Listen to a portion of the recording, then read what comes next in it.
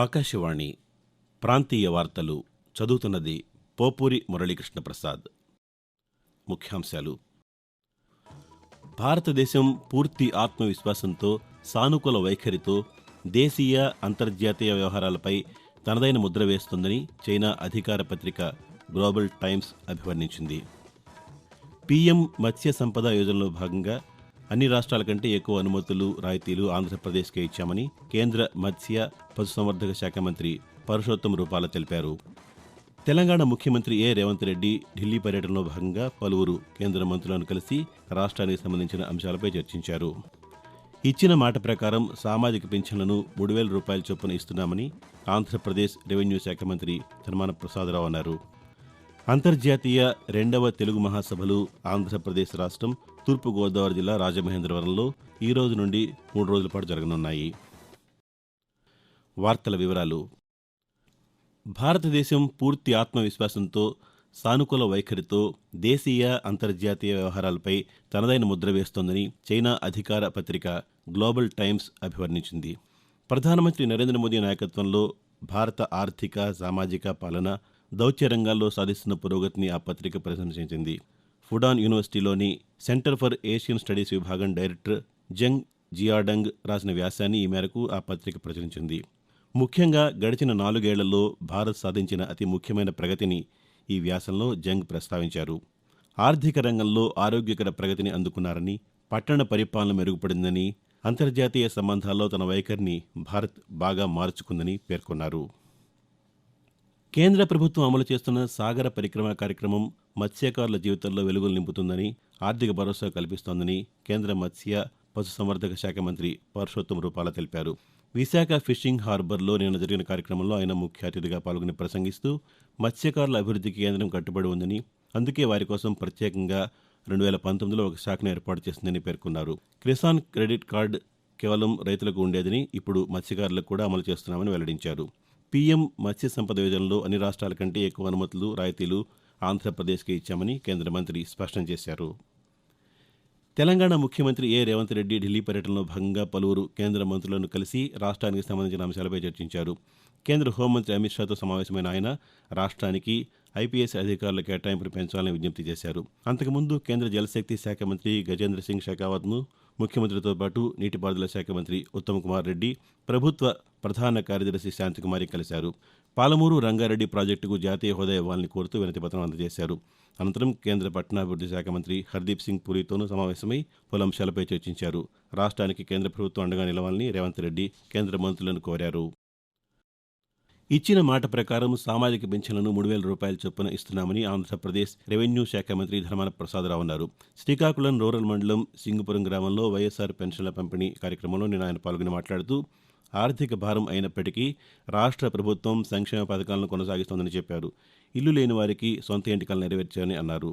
రాజ్యాంగ స్ఫూర్తిని చాటుతూ ప్రభుత్వం ప్రజలను అన్ని విధాలా ఆదుకుంటోందని, వారి జీవన ప్రమాణాలు పెంచేందుకు కృషి చేస్తోందని మంత్రి వివరించారు.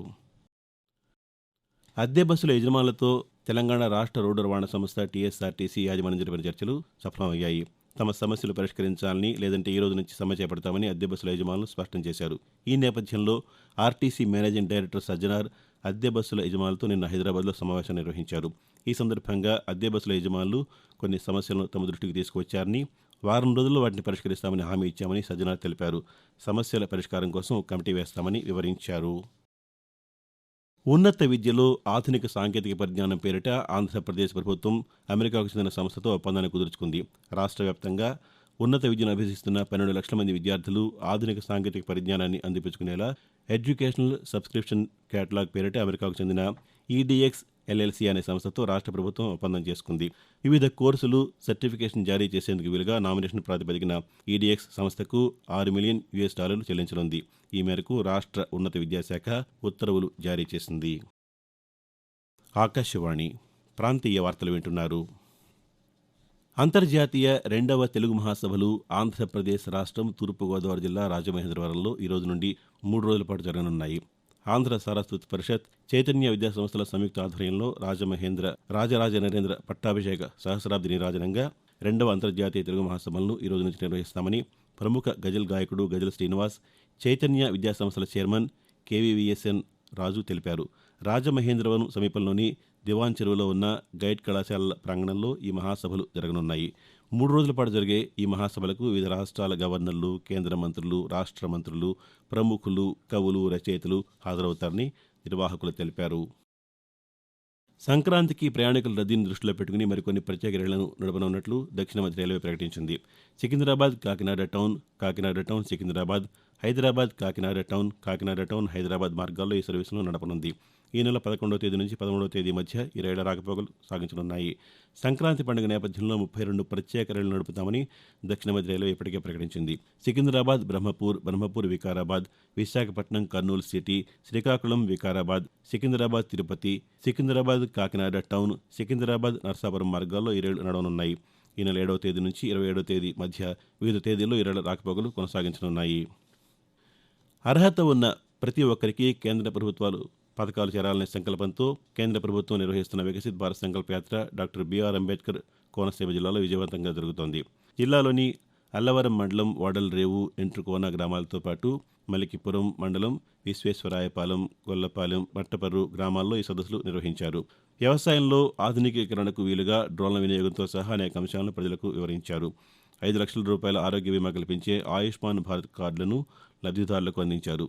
పీఎం కిసాన్ నిధిలో భాగంగా ఏడాదికి 3 విడతలుగా ఆర్థిక సాయం అందుతోందని, ఇది తమ వ్యవసాయ పెట్టుబడులకు వినియోగించుకుంటున్నామని ఎంట్రుకోన గ్రామానికి చెందిన లబ్ధిదారులు ఈ సందర్భంగా తెలియజేస్తూ, పిఎం కిసాన్ వల్ల వచ్చే లాభం మాకు 2,000 రూపాయలు మన మోడీ గారి ప్రభుత్వం నుంచి మాకు అకౌంట్లో పడుతున్నాయి. ఈ వ్యవసాయానికి మాకు ఎంతో సహకరిస్తున్నాయి ఈ డబ్బులు. దీనివల్ల మేము వడ్డీ తెచ్చి పెట్టుకునే కంట మాకు పిఎం కిసాన్ వల్ల మేము చాలా లాభం పొందుతున్నాం. ఇలాగ ఇంకా అభివృద్ధి చేసి 10 గ్రామాలు 10 రాష్ట్రంలోని కూడా మోడీ గారు ఇలాంటి కార్యక్రమాలు ఇంకా ఎన్నో చెయ్యాలని మరి మేము ఆశిస్తున్నాం. అదే రకంగా మా రైతులకు కూడా ఇలా సహకరించాలి. ఈ ధాన్యంలో గిట్టుబాటు రేట్లు, ఇదే రకంగా మరి ఎరువుల విషయంలో కానీ మాకు అంతా కూడా సహకరించాలని ప్రధానమంత్రి గారిని వేడుకుంటున్నాం.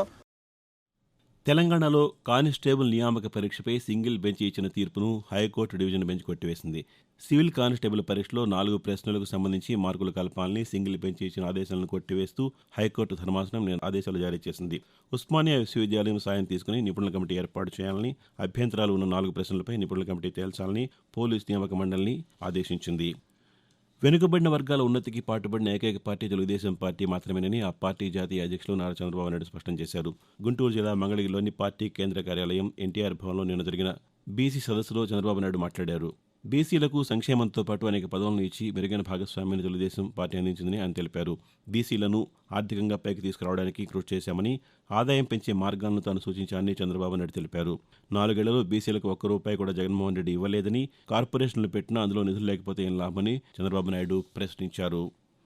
ఆంధ్రప్రదేశ్లో త్వరలో జరిగే సార్వత్రిక ఎన్నికలకు ఏ విధంగా సమాయత్తమవ్వాలనే అంశంపై రాష్ట్ర భారతీయ జనతా పార్టీ నాయకులు చర్చించారు. గుంటూరు జిల్లా ఉండవల్లో నిన్న జరిగిన పదాధికారులు, ముఖ్యనేతల సమావేశంలో పార్టీ రాష్ట్ర అధ్యక్షురాలు దగ్గుబాటి పురంధేశ్వరి, జాతీయ కార్యదర్శి సత్యకుమార్ మరికొందరు ముఖ్యనేతలు పాల్గొన్నారు. సార్వత్రిక ఎన్నికల్లో పొత్తులు, ఇతర అంశాలపై నేతల అభిప్రాయాలు తీసుకున్నారు. ప్రాంతీయ వార్తలు ముగించే ముందు ముఖ్యాంశాలు మరోసారి. భారతదేశం పూర్తి ఆత్మవిశ్వాసంతో, సానుకూల వైఖరితో దేశీయ, అంతర్జాతీయ వ్యవహారాలపై తనదైన ముద్ర వేస్తోందని చైనా అధికార పత్రిక global times అభివర్ణించింది. PM Matsya Sampada యోజనలో అన్ని రాష్ట్రాల కంటే ఎక్కువ అనుమతులు, రాయితీలు ఆంధ్రప్రదేశ్కే ఇచ్చామని కేంద్ర మత్స్య, పశుసంవర్ధక శాఖ మంత్రి పరశోత్తమ్ రూపాల తెలిపారు. తెలంగాణ ముఖ్యమంత్రి రేవంత్ రెడ్డి ఢిల్లీ పర్యటనలో భాగంగా పలువురు కేంద్ర మంత్రులను కలిసి రాష్ట్రానికి సంబంధించిన అంశాలపై చర్చించారు. ఇచ్చిన మాట ప్రకారం సామాజిక పెన్షన్లను ₹3,000 చొప్పున ఇస్తున్నామని ఆంధ్రప్రదేశ్ రెవెన్యూ శాఖ మంత్రి ధర్మాన ప్రసాదరావు అన్నారు. అంతర్జాతీయ 2వ తెలుగు మహాసభలు ఆంధ్రప్రదేశ్ రాష్ట్రం తూర్పుగోదావరి జిల్లా రాజమహేంద్రవరంలో ఈరోజు నుండి 3 రోజుల పాటు జరగనున్నాయి.